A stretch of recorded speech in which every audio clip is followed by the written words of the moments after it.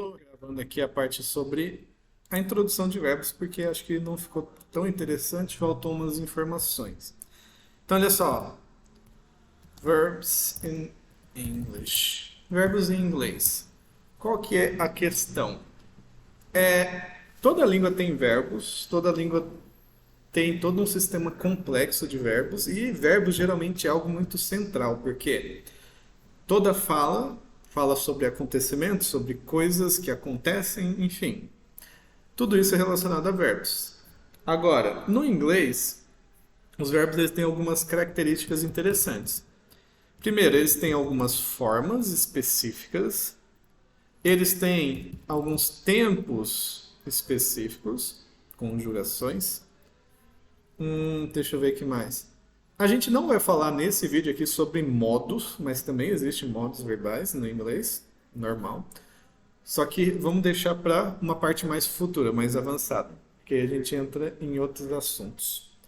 Quais são as formas da língua inglesa? Você tem o infinitive, você tem o gerund, você tem o passado, past. Às vezes você vai ver também como pretérito, preterit, se eu não me engano. Não lembro agora, porque eu estou acostumado a ver como passado. E, além disso, você também tem o participle, que é muito importante. Os tempos verbais, eu acho que eu já comentei, mas tem 12 tempos verbais. É bastante coisa. Mas não é tanto, tá? Ah, meu Deus do céu, Excel é muito chato. Mas beleza. Então vamos lá. Quais são os tempos verbais do inglês? A gente tem 4 passados, 4 presentes, 4 futuros. E eu acho que eu já comentei que 2 presentes na verdade são passados. Então vamos lá. Past simple, past continuous, past perfect, past perfect continuous. Ok? E aí você tem o present perfect e o present perfect continuous, que também são passados. Agora de presente, present simple, present continuous. Futuro, future simple, future continuous, future perfect, future perfect continuous. Ok? Então pronto, esses são os 12 tempos do inglês. Agora, hoje, nesse vídeo pelo menos, né, eu vou focar mais na parte das formas, porque para cada tempo eu vou fazer um vídeo separado só para isso, ok? Porque cada um desses tempos, cada um deles tem uma regra para afirmativa, negativa e interrogativa, ok? Cada um dos três, quer dizer, dos 12, né? Tem uma regra específica para cada um desses três. Então a gente vai ver um por um e praticar um pouquinho juntos. Agora, a questão das formas. O que é o infinitivo? Deixa eu ver como é que eu vou colocar. Eu vou tirar isso daqui, só para dar um espacinho. Ok, deixa ali do lado. O infinitivo nada mais é do que o verbo sem tempo ou pessoa. Ok? Então, ele é utilizado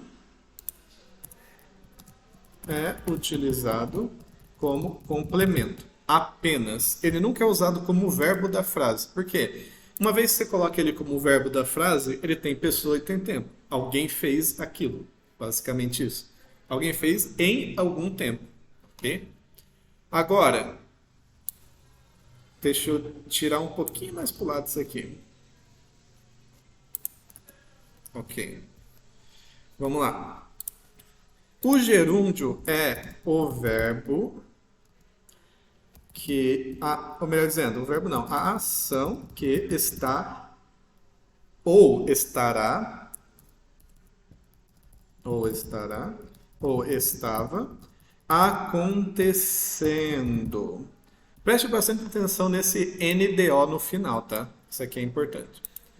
Depois, passado. É a ação no passado, não tem o que falar. Agora, o mais difícil de descrever é o particípio, tá? Ele tem dois usos, como adjetivo e como o passado nos tempos. Aliás, passado não, né? E como o tempo perfeito, ok? No caso, não dá pra gente falar sobre isso agora, nesse vídeo, beleza? Mas a gente vai falar quando a gente chegar nos tempos perfeitos e depois, na parte de adjetivos, a gente também vai ver o uso do particípio como adjetivo. Mas é basicamente quando você usa a ação como uma característica de alguma coisa. É meio difícil de descrever agora porque a gente ainda não tem todas as ferramentas para descrever o uso, mas deixa eu colocar um exemplo em português mesmo, só para vocês entenderem. Ah, o, deixa eu ver, a comida estava fervente. Fervente é um particípio, ok? E tá no.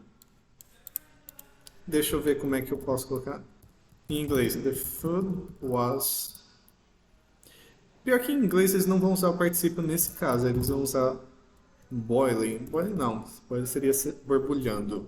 Como é que era mesmo? Fervente. Apesar que é, no sentido de borbulhando.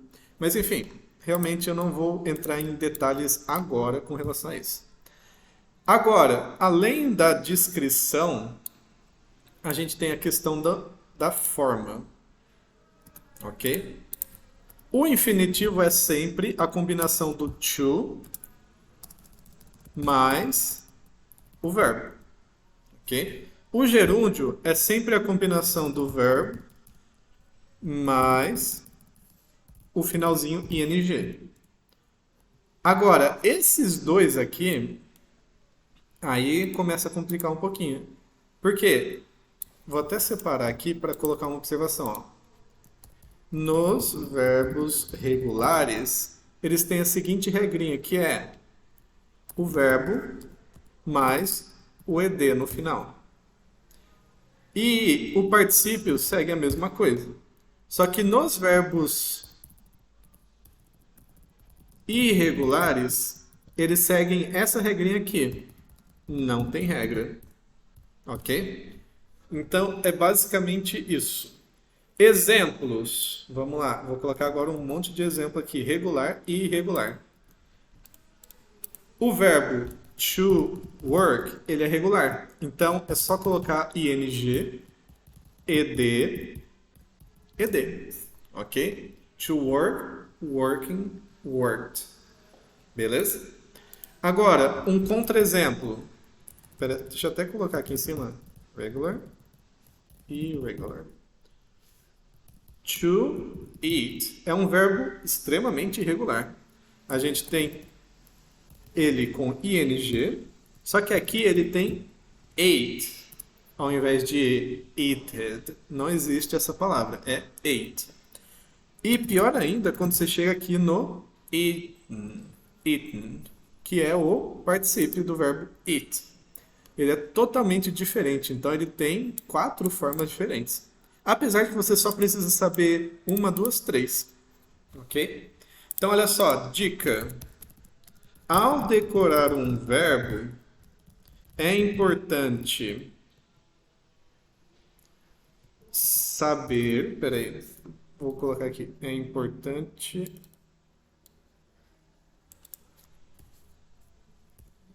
saber 3.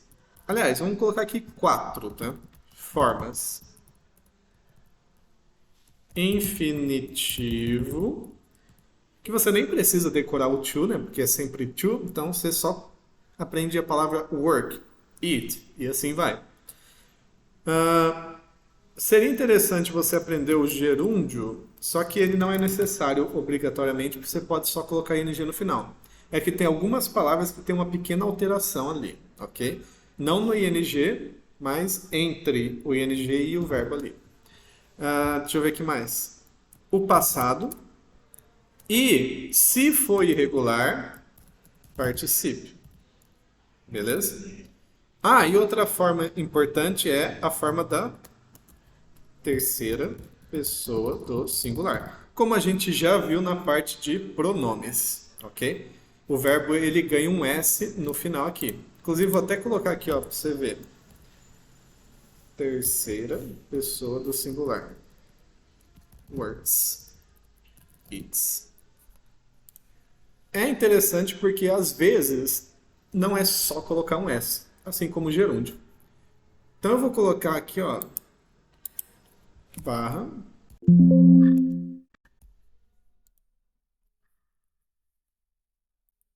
gerúndio. Essas duas como opcional,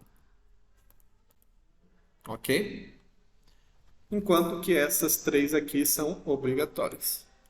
Então, beleza. Nós já falamos aqui sobre as formas e os tempos. Cada tempo vai ter o seu vídeo, ok? Individual, onde a gente vai aprender a usar afirmativa, negativa e interrogativa. Começando pelo presente simples, passado simples, futuro simples, que é o mais importante de cada um. Depois, presente contínuo, passado contínuo, futuro contínuo. E por último, as formas perfeitas, ok? Então é isso aí. Eu vou salvar aqui essa parte e até a próxima.